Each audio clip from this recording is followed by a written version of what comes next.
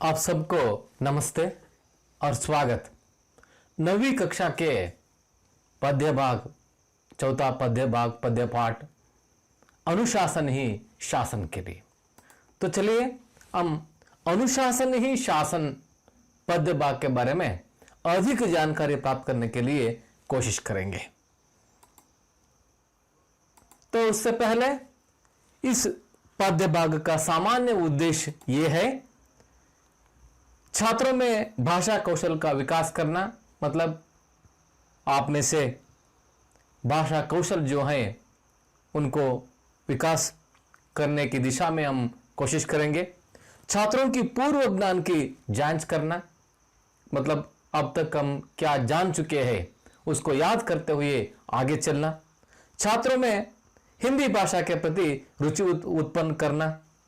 इसके साथ साथ भाषा के प्रति जो हम हिंदी भाषा सीखने जा रहे हैं उसके प्रति रुचि नहीं हो तो हम कुछ नहीं कर सकते या सीख नहीं पाते। इसलिए किसी काम करने से पहले उस काम पर हमें रुचि होना चाहिए। और इसके साथ साथ छात्रों की चारित्रिक विकास करना, मतलब वैयक्तिक या व्यक्तिगत रूप से अपना मूल्यों को बढ़ाना इस सामान्य उद्देश्य में आ जाते हैं। तो चलिए दूसरा, विशिष्ट उद्देश्य। विशिष्ट उद्देश्य का मतलब क्या है, खास करके इस पद्य भाग का विशेष उद्देश्य क्या होते हैं। तो पहला है जीवन में अनुशासन का महत्व समझेंगे।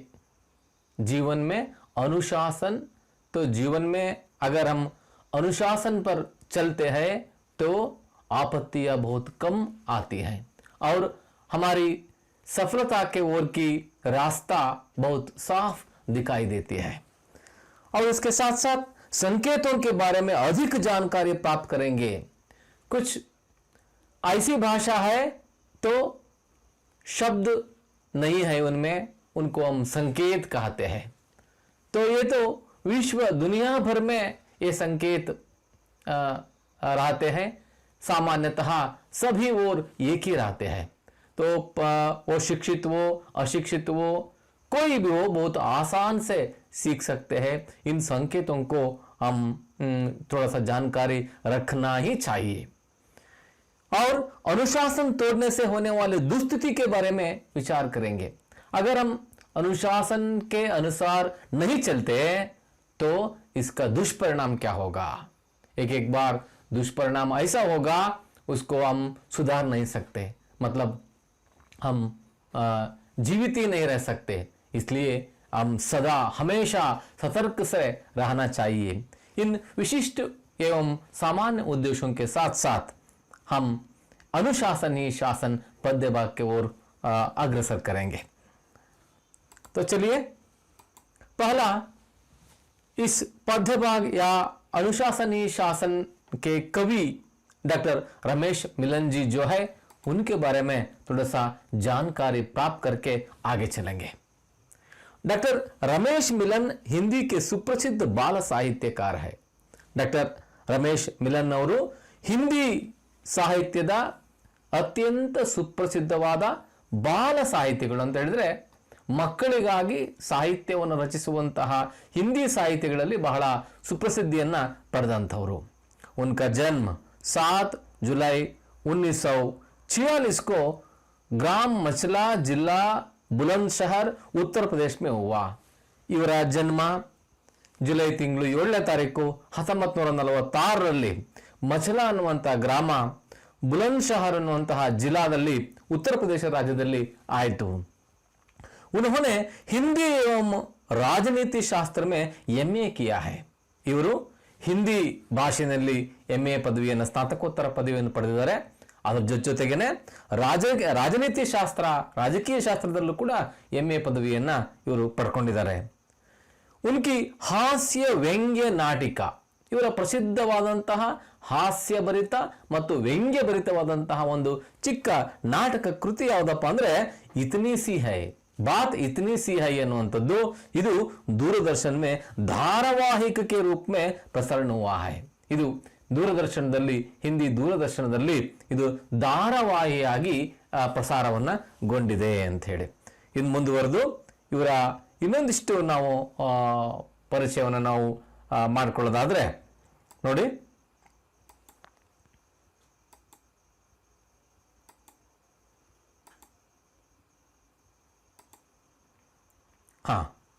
उनका कविता संग्रह सोने की मछली, ಇವರ ಕವಿತಾ ಸಂಗ್ರಹದ ಹೆಸರೇನಪ್ಪ ಅಂದ್ರೆ ಸೋನೆ ಕಿ ಮछली ಅನ್ನುವಂಥದ್ದು NCERT ದ್ವಾರ ಪುರಸ್ಕೃತ ಹೈ.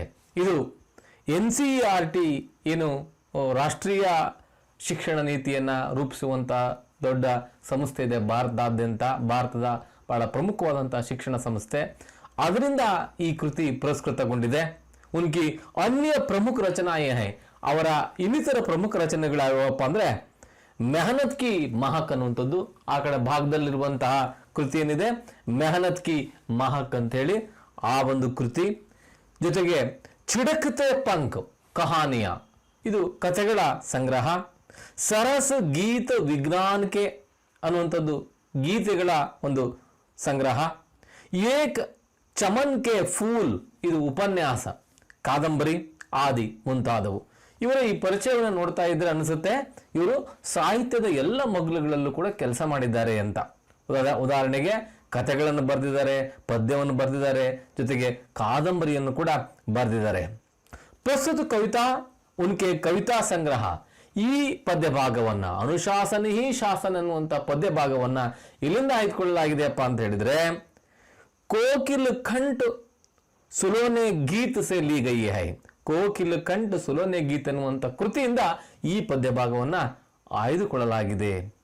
ಇದಿಷ್ಟು ಡಾಕ್ಟರ್ ರಮೇಶ್ ಮಿಲನ್ ಅವರ ಒಂದು ಸಂಕ್ಷಿಪ್ತ ಪರಿಚಯ. ಇದಾದ ನಂತರ ನಾವು ಈ ಪದ್ಯ ಭಾಗದಲ್ಲಿ ಬರುವಂಥ ಕೆಲವು ಹೊಸ ಶಬ್ದಗಳನ್ನ ನಯೇ ಶಬ್ದ ಯಾ ಶಬ್ದಾರ್ಥಂಕೋ ಜಾನ್ನೆ ಕೆ ಲಿಯೆ ಕೋಶಿಶ್ ಕರೆಂಗೆ.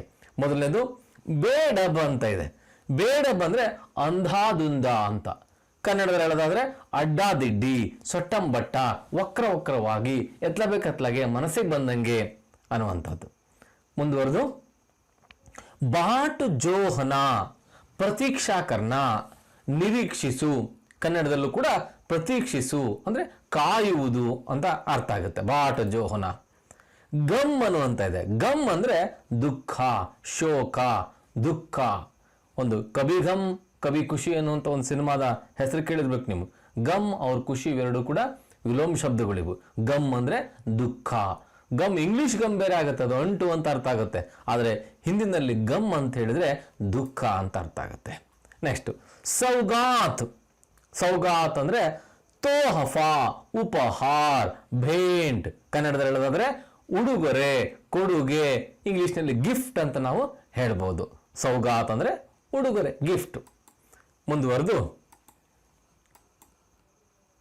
ಆಂಖ್ ಚುರಾನ, ಸಾಮ್ನೆ ನಾನಾ, ಕಣ್ಣು ತಪ್ಪಿಸು, ಮುಂದೆ ಬಾರದಿರು.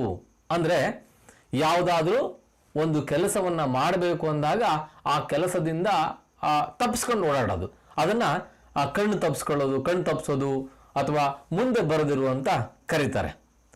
ಫೌರನ್ ಅನ್ನುವಂಥ.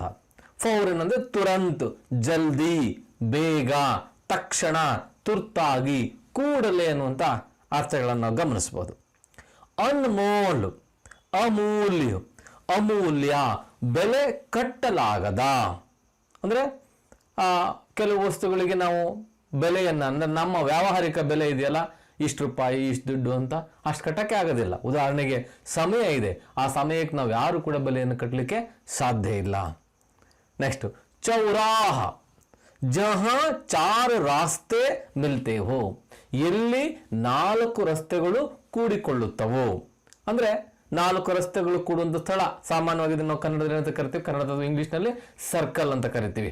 ಗಾಂಧಿ ಸರ್ಕಲ್, ಅಂಬೇಡ್ಕರ್ ಸರ್ಕಲ್ ಅಂತ ನಾವು ಕರಿತೀವಲ್ಲ, ಹಾಗೆ ಚೌರಾಹ ಅಂದ್ರೆ 4 ದಾರಿಗಳು ಸೇರ್ಕೊಳ್ಳುವಂತ ಒಂದು ಸರ್ಕಲ್, ವೃತ್ತ ಅಂತಲೂ ಕೂಡ ಹೇಳ್ಬಹುದು. ಇಷ್ಟು ಶಬ್ದಗಳನ್ನು ನೋಡಿದ ಮೇಲೆ ನಾವು ಇದನ್ನ ಒಂದ್ಸರಿ ಒಂದು ಆದರ್ಶ ವಾಚನವನ್ನ ಒಮ್ಮೆ ಓದ್ಕೊಳ್ಳೋಣ.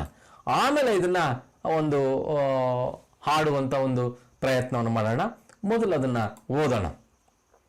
ಅದಕ್ಕಿಂತ ಮುಂಚೆ ಈ ಪದ್ಯದ ಆಶಯ ಇದೆ ನೋಡಲ್ಲಿ, ಆ ಪುಸ್ತಕದಲ್ಲಿ ಮೊದಲ ಭಾಗದಲ್ಲಿ ಇದೆಯಲ್ಲ, ಅಲ್ಲೊಂದು ಪದ್ಯದ ಮೂಲಕನೇ ಆಶಯವನ್ನು ಹೇಳಲಿಕ್ಕೆ ಹೊಂಟಿದ್ದಾರೆ.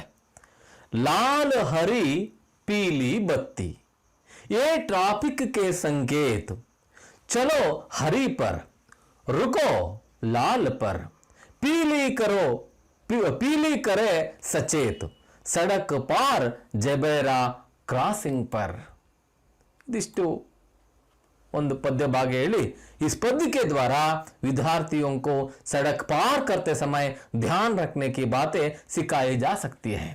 ಈ ಪದ್ಯದ ಮೂಲಕ ಮಕ್ಕಳಿಗೆ ರಸ್ತೆಯನ್ನ ದಾಟುವ ಬಗ್ಗೆ ಅಥವಾ ರಸ್ತೆಯನ್ನು ದಾಟುವಾಗ ಇರಬೇಕಾದಂತಹ ಎಚ್ಚರಿಕೆಯ ಮಾತುಗಳನ್ನ ನಾವಿಲ್ಲಿ ಕಲಿಸಬಹುದು ಅಂತ ಹೇಳ್ತಾರೆ ನೋಡಿ ಇಲ್ಲಿ ಲಾಲ್ ಹರಿ ಪೀಲಿ ಬತ್ತಿ ये ट्रैफिक के संकेत लाल ಕೆಂಪು ಹರಿ ಹಸಿರು ಪೀಲಿ ಹಳದಿ ಬತ್ತಿ ಅಂದ್ರೆ ದೀಪ ಲೈಟ್ ये ट्रैफिक के संकेत ಇವೇನಿವು ಟ್ರಾಫಿಕ್ಕಿನ ಸಂಕೇತ ದಟ್ಟಣೆಯ ವೆಹಿಕಲ್ ಓಡಾಡುವಂತ ದಟ್ಟಣೆ ಇರ್ತದಲ್ಲ ಅಲ್ಲಿರುವಂತ ಸಂಕೇತ ಅವರು ಹೇಳ್ತಾರೆ ಚಲೋ ಹರಿ ಪರ್ ಅಂದ್ರೆ ನಡಿಬೇಕು ಇಲ್ಲಿ ನಡೆಯಕ್ಕೆ ಶುರು ಮಾಡಿದವಾಗ ಹಸಿರು ದೀಪ ಬಂದಾಗ ನಾವು ಮುನ್ನಡಿಬೇಕು ರುಕೋ ಲಾಲ್ ಪರ್ ಒಂದು ವೇಳೆ ಕೆಂಪು ದೀಪ ಇದೆ ಏನು ಮಾಡ್ಬೇಕು ನಾವು ರುಕ್ನಾ ಚಾಹಿಯೆ ನಿಲ್ಲಬೇಕು ಪೀಲಿ ಕರೆ ಸಚೇತ್ ಪೀಲಿ ಹಳದಿ ಏನು ಕೊಡುತ್ತೆ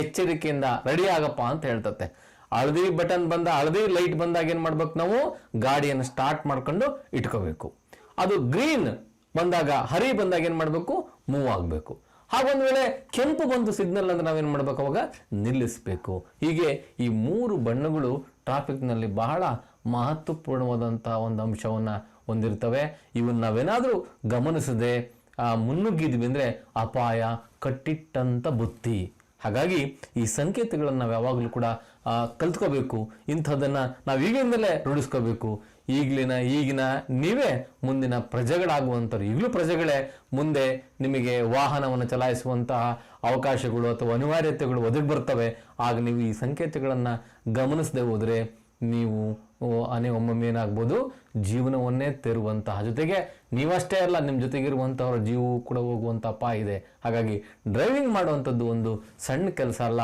ಅದ್ರ ಜೊತೆಗೆ ನಿಮ್ಮ ಜೊತೆಗೆ 10 ಜೀವಗಳಿರ್ತವೆ ಅವ್ರು ನಂಬ್ಕೊಂಡು ಇನ್ನೂ ಭಾಳ ಕುಟುಂಬಗಳಿರ್ತವೆ ಹಾಗಾಗಿ ಅದೊಂದು ಹುಡುಗಾಟಿಕೆ ಅಲ್ಲ ಹೆಂಗೆ ಬೇಕಂಗೆ ಹೋಗ್ಲಿಕ್ಕೆ ಬಹಳ ಬಹಳ ಎಚ್ಚರಿಕೆಯಿಂದ ನೀವು ಡ್ರೈವಿಂಗನ್ನು ಮಾಡಬೇಕಾಗುತ್ತೆ ಅಂತ ಹೊತ್ತಿನಲ್ಲಿ ಇವನ್ನೆಲ್ಲ ನೀವು ತಿಳ್ಕೊಳ್ಬೇಕಾದ್ದು ಬಹಳ ಅವಶ್ಯಕ ಮಕ್ಕಳೇ ಈಗಲಿಂದಲೇ ಅವನು ನೀವು ಅಭ್ಯಾಸ ಮಾಡ್ಕೊಂತ ಹೋಗಬೇಕು ಅಂತ ನೋಡಿ ಈಗ ಕವಿತಾ ಭಾಗವನ್ನು ಓದೋಣ ಮೊದಲನೇದು ಚಲ್ತಿ ಬಸ್ ಮೇ ಚढ़ो नहीं तुम और कभी मत कूदो कभी सड़क पर जाकर बच्चों नहीं खेलने लगना साइकिल पर हो या पैदल कभी ना बेढब चलना ಇದು ಮೊದಲನೇ ಪ್ಯಾರಾ ಎರಡನೇ ಪ್ಯಾರಾದಲ್ಲಿ ಏನಿದೆ ಅಂತ ಗಮನಿಸೋಣ हाँ न जाने क्यों हेलमेट बिन समझदार ये चलते सिर तो आखिर अपना ही है इतना नहीं समझते घर पर जो हते बाट ना दो उनको गम की सौगात ಎರಡನೇ ಸ್ಟ್ರಾಂಜ ನಾವು ಮೂರನೇ ಸ್ಟ್ರಾಂಜ ನೋಡೋಣ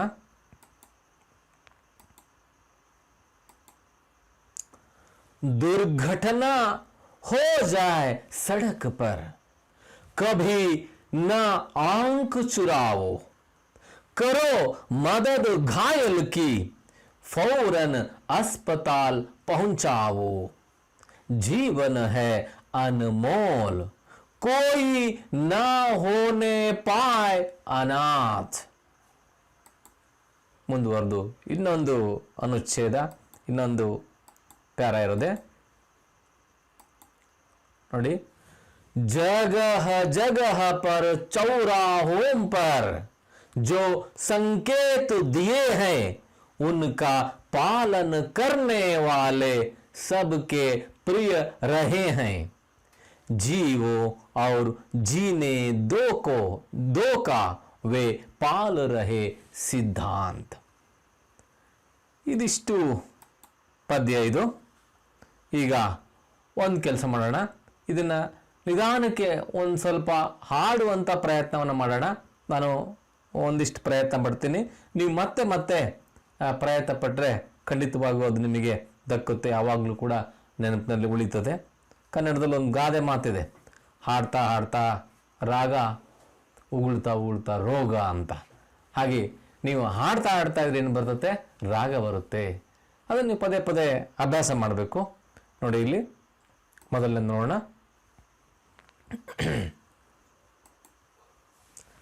चलती बस में चढ़ो नहीं तुम और कभी मत कूदो,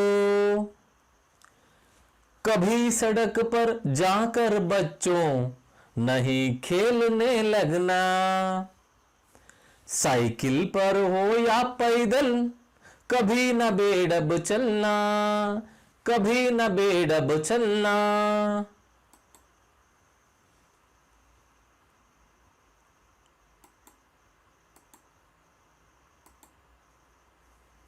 ना जाने क्यों हेलमेट बिन समझदार ये चलते, सिर तो आखिर अपना ही है इतना नहीं समझते, घर पर जो हते बाट ना दो उनको गम की सौगात, ना दो उनकी गम की सौगात.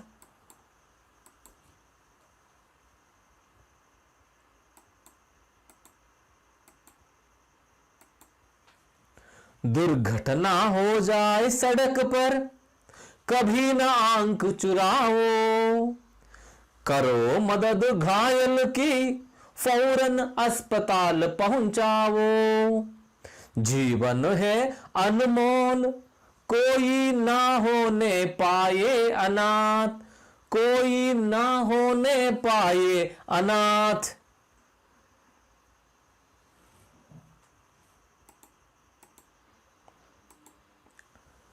जगह जगह पर चौराहों पर जो संकेत दिए हैं, उनका पालन करने वाले सबके प्रिय रहे हैं, जीवो और जीने दो का वे पाल रहे सिद्धांत, वे पाल रहे सिद्धांत. ಇಷ್ಟು ಈ ಪೀರಿಯಡ್ಗೆ ಇರಲಿ ಮಕ್ಕಳೇ. ನಾವೀಗ ಮೊದಲಿಗೆ ಆ ಪದ್ಯ ಭಾಗವನ್ನು ನೋಡಿದ್ವಿ, ಒಮ್ಮೆ ಓದಿದ್ವಿ, ಒಮ್ಮೆ ಹಾಡುವಂಥ ಪ್ರಯತ್ನ ಪಟ್ವಿ, ಮತ್ತು ಕವಿ ಪರಿಚಯವನ್ನು ಮಾಡ್ಕೊಳ್ಳುವಂಥ ಪ್ರಯತ್ನ ಪಟ್ವಿ, ಮತ್ತು ಹೊಸ ಶಬ್ದಗಳನ್ನು ಕೂಡ ನೋಡುವಂಥ ಪ್ರಯತ್ನವನ್ನು ಪಟ್ವಿ. ಹೀಗೆ ನಿಮಗೆ ಹೋಮ್ವರ್ಕ್ ಏನಪ್ಪ ಅಂತ ಹೇಳಿದರೆ, ಇದನ್ನು ನೀವು ಒಂದೆರಡು ಸಾರಿ ಬರೆದು ಒಂದು 5-6 ಸಾರಿ ಮತ್ತೆ ಮತ್ತೆ ಹಾಡುವಂಥ ಪ್ರಯತ್ನ ಪಟ್ಟರೆ ಅದು ಕಂಠಸ್ಥ ಆಗ್ತದೆ. ನಿಮ್ಗೆ ಯಾವಾಗ ಬೇಕಾದರೂ ಅದು ನಿಮಗೆ ತಕ್ಷಣಕ್ಕೆ ನೆನಪಿಗೆ ಬರ್ತದೆ. ಬರೀ ಪರೀಕ್ಷಾ ದೃಷ್ಟಿಯಿಂದ ಅಷ್ಟೇ ಅಲ್ಲ, ನೀವು ಯಾವಾಗಲೇ ಡ್ರೈವಿಂಗ್ ಸೀಟ್ನಾಗ ಕೂತ್ಕೊಂಡ್ರೆ ಅಥವಾ ರಸ್ತೆಗೆ ಇಳಿದ್ರೆ, ನೀವು ಸೈಕಲ್ ಮೇಲೆ ಹೋಗ್ರಿ, ನಡ್ಕೊಂಡು ಹೋಗ್ರಿ, ಈ ಪದ್ಯ ನಿಮಗೆ ನೆನಪಾದರೆ ತಕ್ಷಣಕ್ಕೆ ನಿಮಗೆ ಅಲ್ಲಿನ ಸಂಕೇತಗಳು ಎಚ್ಚರಿಕೆಯನ್ನು ಕೊಡ್ತವೆ, ಮತ್ತು ನೀವು ಉಳ್ಕೊಳ್ತೀರಿ, ನಿಮ್ಮ ಕುಟುಂಬದವ್ರನ್ನು ಕೂಡ ಉಳಿಸ್ತೀರಿ. ಈ ನಿಟ್ಟಿನಲ್ಲಿ ನೀವು ಸದಾ ಜಾಗರೂಕರಾಗಿರಿ. ಈ ಪದ್ಯವನ್ನು ನೀವು ಕಂಠಸ್ಥ ಮಾಡ್ಕೊಳ್ಳಿ, ಜೀವನ ಪೂರ್ತಿ ಇದು ನಿಮಗೆ ನೆನಪುಳಿಲಿ ಅಂತ ಹೇಳ್ತಾ ನಮಸ್ಕಾರ ಹೇಳ್ತೀನಿ. ಹಾಗೆ ಮುಂದಿನ ಪೀರಿಯಡು ನಾವು ಈ ಪದ್ಯ ಭಾಗದ ವಿಶ್ಲೇಷಣೆ ಮಾಡೋಣ. ಅಲ್ಲಿವರೆಗೂ ನಮಸ್ತೆ.